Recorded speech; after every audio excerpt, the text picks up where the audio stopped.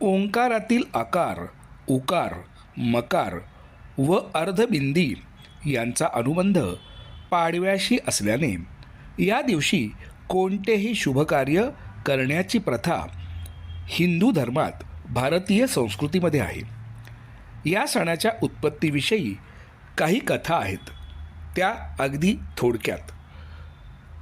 पहिली कथा अशी सांगते की प्रथम ब्रह्मदेवाने जग उत्पन्न केले व त्याच वेळी कालगणना सुरू झाली. तो चैत्र शुद्ध प्रतिपदा हा दिवस होता, असा उल्लेख ब्रह्मांड पुराणात येतो. दुसरी कथा आहे, अर्धशक्ती अधीन वालीच्या मदोन्मत्त जुलमातून दक्षिणेला वानरराज सुग्रीवाला प्रभू रामचंद्रांनी मुक्त केले. तो दिवस म्हणजे गुढीपाडवा. अजून सांगतात की इंद्राने राजा वसूला दिलेल्या ध्वजाची पूजा याच चैत्र शुद्ध प्रतिपदेला करण्यात आली. चौथी गोष्ट म्हणजे मत्स्यावताराचा मत्स्य जयंतीचा दिवस म्हणजे चैत्र शुद्ध प्रतिपदा होय. अजून एका पद्धतीने सांगितलं जातं की गुढीपाडवा म्हणजे नारदीय म्हणजेच नारद ऋषींना 60 पुत्र झाले, हीच 60 संवत्सरे. या प्रत्येक संवत्सराचा पहिला दिवस देवांनी गुढ्या तोरणे उभारून साजरा केला. तो दिवस म्हणजे चैत्र शुद्ध प्रतिपदा. प्रभू रामचंद्रांनी रावणाचा वध करून लंकेवर विजय मिळवला. सीतेला घेऊन रामचंद्रांनी याच दिवशी अयोध्येत प्रवेश केला. त्यावेळी जनतेने गुढ्या तोरणे उभारून मोठा आनंद साजरा केला.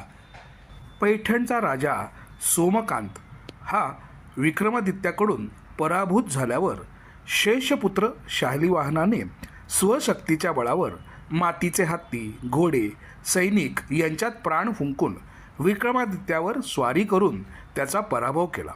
म्हणून लोकांनी शालिवाहनाला पैठणचा राजा केले.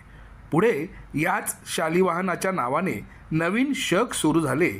तो दिवस होता चैत्र शुद्ध प्रतिपदा. शकवर्षाची 60 संवत्सरे. हिंदू पंचांगात चैत्र शुद्ध प्रतिपदेला नवीन वर्षारंभ होतो. त्याला शक वर्ष असे म्हणतात. या शक वर्षाची 60 वर्षांना 60 नावे आहेत. असे 60 वर्षांचे एक चक्र असते. 60 वर्षांनंतर पहिल्या वर्षाचे नाव पुन्हा येते. ही 60 संवत्सरे आपल्या माहितीसाठी. प्रभव, विभव, शुक्ल, प्रमोद, प्रजापती, अंगिरा, श्रीमुख, भाव, युवा, धाता, ईश्वर, बहुधान्य, प्रमाथी, विक्रम, वृष, चित्रभानु, सुभानु, तारण, पार्थिव, व्यय, सर्वजित, सर्वधारी, विरोधी, विकृती, स्वर, नंदन, विजय, जय, मन्मथ, दुर्मुख, हेमलंबी, विलंबी, विकारी, शार्वरी, प्लव, शुभकृत, शोभन, क्रोधी, विश्वावसु, पराभव, प्लवंग, कीलक, सौम्य, साधारण, विरोधकृत, परिधावी, प्रमादी, आनंद, राक्षस, नल, पिंगल, कालयुक्त, सिद्धार्थी, रौद्र, दुर्मुती, दुमधुवी, रुधिरोद्गारी, रक्ताक्षी, क्रोधन आणि 60व क्षय. गुढी देवता. काहीशा अप्रसिद्ध पण ऐतिहासिक महत्त्व असलेल्या या देवीची माहिती बेळगाव येथील वामनराव भाटे यांच्या कहाण्या संग्रह या धार्मिक ग्रंथात मिळते. लक्ष्मी आणि दुर्गामाईचा अवतार मानल्या गेलेल्या गुढी देवतेची प्रतिष्ठापना शालिवाहन राजाने पैठण या त्याच्या राजधानीत केली. शकांनी व हुणांनी पैठणला वेढा घातला असता शालिवाहन राजाने त्याचा पराभव केला.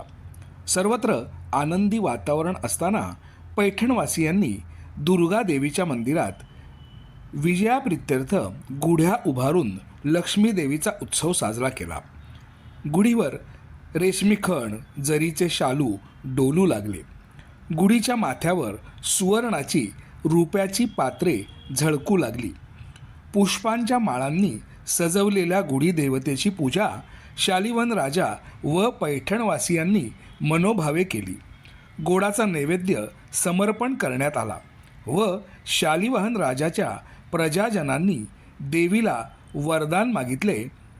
हे गुढी देवते, श्री दुर्गा महालक्ष्मी नमो तुते, तू सर्वांना सुख व संपत्ती दे. असे सांगतात की या दिवसापासून गुढीची पूजा प्रचलित झाली व आजही ती सर्वत्र सुरू आहे.